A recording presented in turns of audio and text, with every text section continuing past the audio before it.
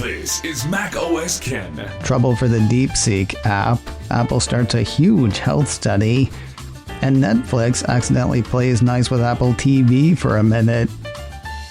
It is Tuesday, the 18th of February, 2025. I'm Ken Ray, and this is news from Mac OS Ken, brought to you by yours truly and sponsored by Incogni. Take your personal data back and get 60% off an annual plan with code MacOSKen at incogni.com/MacOSKen.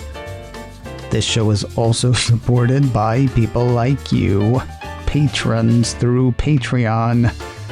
Find out more and add your support at patreon.com/MacOSKen.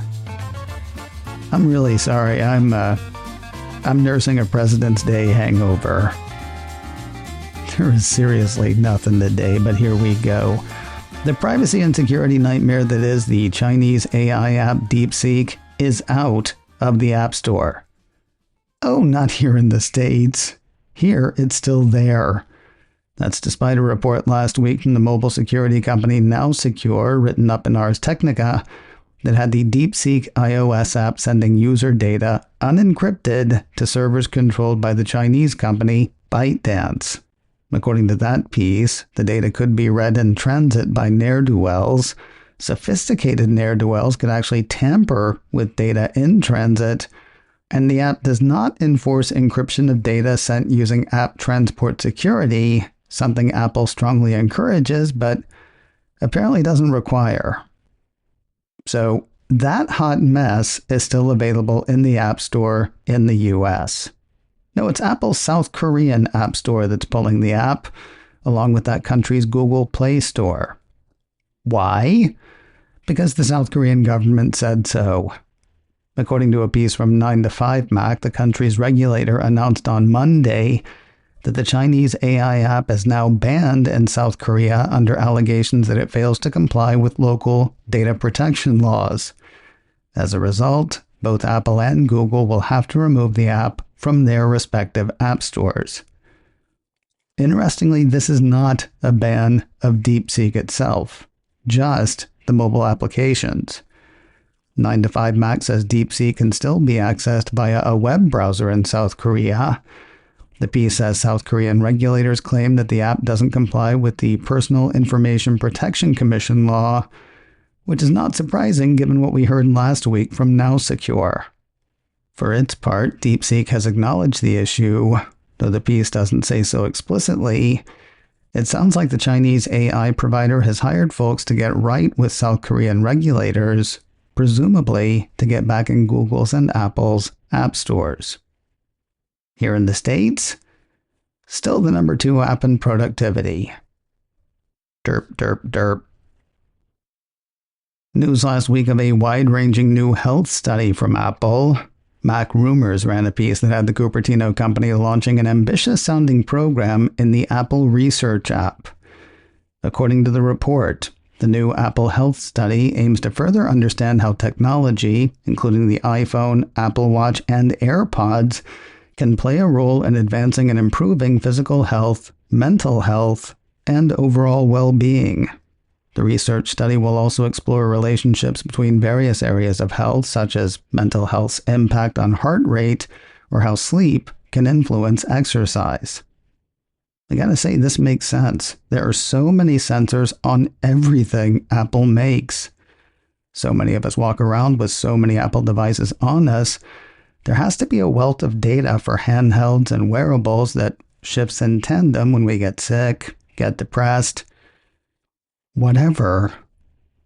Calling it Apple's most holistic research study yet, Mac Rumor says the study will track how technology impacts many aspects of health and diseases, including activity, aging, cardiovascular health, circulatory health, cognition, hearing, menstrual health, mental health, metabolic health, mobility, neurologic health, respiratory health, sleep, and more. And it's doing it all alphabetically. The study is potentially game-changing and not just a tiny bit creepy, except for the part where you have to opt in. Would-be participants have to sign up through the Apple Research app. The roughly 5-year study is open to U.S. residents only. MacRumor says members must meet minimum age requirements and complete the informed consent process to participate.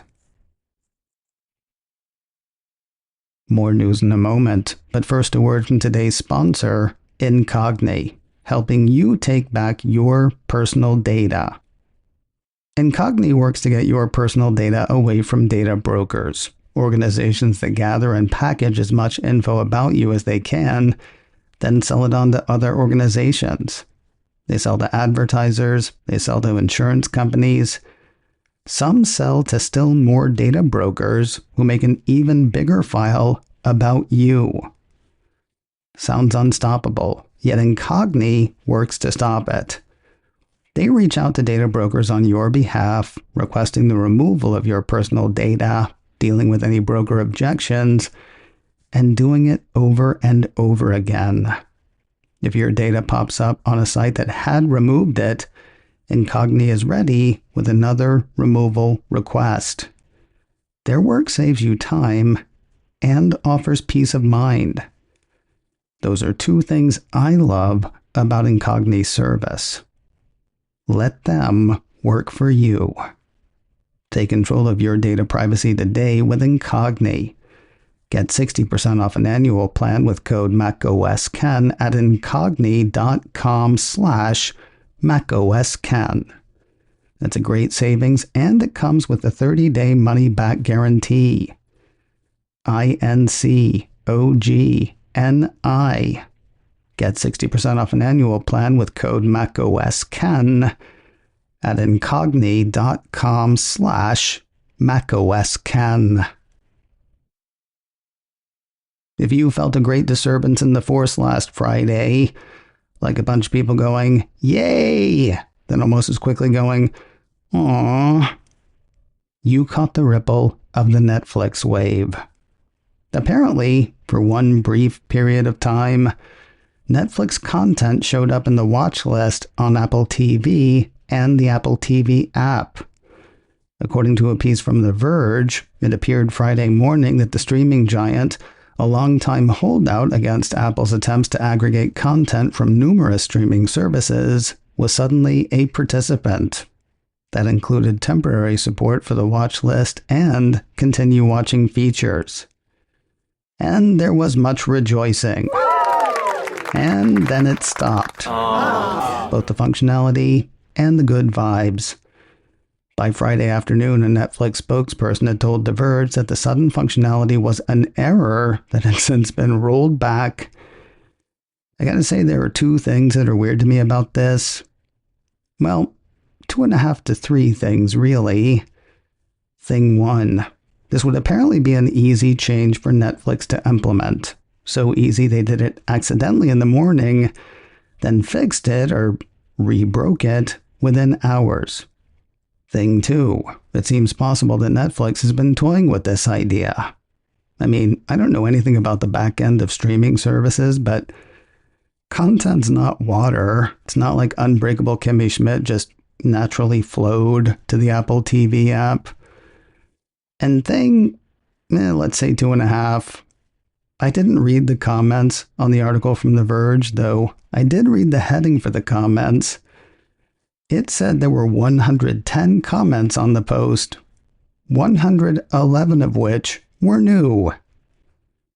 I wanted to screenshot that, but they've since gone in and fixed it. MacOSCan, brought to you by me and sponsored by Incogni. Get 60% off an annual plan with code MacOSCan at incogni.com/MacOSCan. This show is also supported by people like you, patrons through Patreon. Find out more and add your support at patreon.com/MacOSCan. Advertising handled by Backbeat Media. Online at backbeatmedia.com. You can reach me a couple of ways. info@macoscan.com or call 716-780-4080. Until next time, that is news from macOS Ken. I'm Ken Ray.